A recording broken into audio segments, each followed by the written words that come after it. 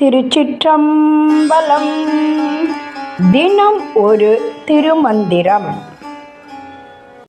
திருச்சிற்றம்பலம்.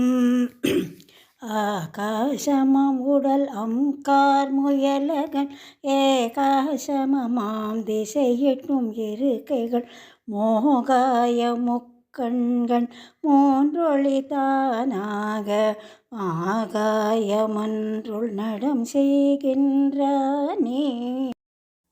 திருச்சிற்றம்பலம். ஆகாசமாம் உடல் அங்கார் முயலகன் என்று தொடங்கும் பாடலை இப்பொழுது காண இருக்கிறோம்.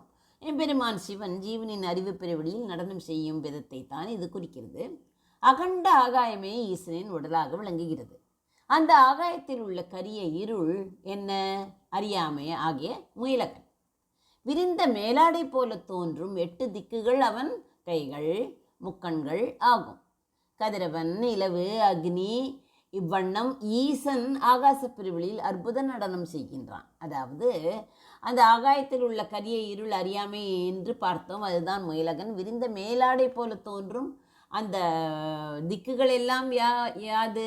கைகள், முக்கண்கள், கதிரவன், நிலவு, அக்னி, அங்கே என்னென்ன இருக்கிறதோ எல்லாமே அந்த பெருவெளியில் அற்புத நடனம் செய்கின்றான் என்ற கருத்தை தெரிவிக்கிறது.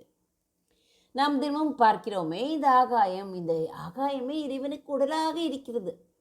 இறைவன் உருவமற்றவன், ஆனால் அவன் வெளிப்படும் இடமே எல்லையற்ற ஆகாயம். அறியாமை என்னும் இருளை குறிக்கும் முயலகன் என்பவன் அந்த பிரபஞ்ச உடலின் மீது காலடியில் கிடக்கிறான். அது ஆணவத்தை குறிக்கிறது. 8 திசைகளும் இறைவனுடைய 8 கைகளாக விரிந்து நிற்கின்றன. அதாவது எல்லா திசைகளிலும் அவனது ஆற்றல் செயல்படுகிறது. அவனது 3 கண்கள் சூரியன், சந்திரன் மற்றும் அக்னிதான் தீ ஆகிய 3 ஒளிகளாக திகழ்கின்றன. இவை உலகிற்கு ஒளியையும் ஞானத்தையும் வழங்குகின்றன. இத்தகைய பிரம்மாண்டமான வடிவத்தை கொண்ட இறைவன் சிதம்பரம் எனப்படும் ஞான வெளியில், அதுதான் சிதாகாசம், இடையறாத ஆனந்த தாண்டவம் புரிகின்றான். சுருக்கமாக சொன்னால், வானமே உடல், திசைகளே கைகள், சூரிய சந்திரர்களே கண்கள் என பிரபஞ்சமே வடிவாய் நின்று இறைவன் ஆடுகின்றான்.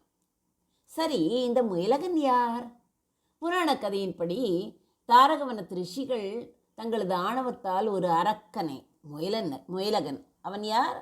அரக்கன் முயலகன் உருவாக்கி சிவபெருமான் மீது ஏவினார்கள். சிவபெருமான் அந்த அரக்கனை தனது காலால் மிதித்து அவன் மேல் நின்று ஆடினார். இதன் தத்துவம் என்னவென்றால், மனிதனின் ஆணவம் அல்லது அறியாமை இறைவனின் காலடியில் அடங்கி கிடக்க வேண்டும் என்பதாகும். மன்று என்பது சாதாரணமாக கோயிலை குறிக்கும். ஆனால் திருமூலர் இங்கே குறிப்பிடுவது சித்தாகாசம், அதாவது நம் இதயத்தில் உள்ள அறிவு வெளி. பிரபஞ்சத்தில் ஆடும் அதே நடனத்தை இறைவன் என்ன செய்கிறான்? நம் உள்ளத்திலும் ஆடி காட்டுகிறான். வலது கண் சூரியன், அது பகலை குறிக்கிறது. இடது கண் சந்திரன், அது இரவை குறிக்கிறது. நெற்றிக்கண் அக்னி, அது ஞானத்தை குறிக்கிறது. இந்த 3 இணைந்தே காலத்தையும் அறிவையும் நடத்துகின்றன. இறைவன் ஏதோ ஒரு சிலைக்குள் மட்டும் அடங்கியவன் அல்ல. ஆகாயம் முதல் அணு வரை அவன் நீக்கமர நிறைந்திருக்கிறான். அவனது கைகள் திசைகள் எங்கும் நீண்டு நம்மை பாதுகாக்கின்றன. அவனது நடனம் என்பது இந்த பிரபஞ்சத்தின் இயக்கம். இந்த உண்மையை உணர்ந்தால் பயம் நீங்கி பேரமைதி உண்டாகும். திருமூலர் சொல்லும் இந்த விஸ்வரூப தரிசனம் மிகவும் வியப்பாக இருக்கிறது அல்லவா? ஆகாசமாம் உடல் அங்கார் முயலகன் ஏகாசமாம் திசை மற்றும் திருக்கைகள் மோகாய முக்கண்கள் 3 ஒளி தானாக மாகாயமன்றுள் நடம் செய்கின்றானே. நன்றி, வணக்கம். உமா பாலசுப்ரமணியன்.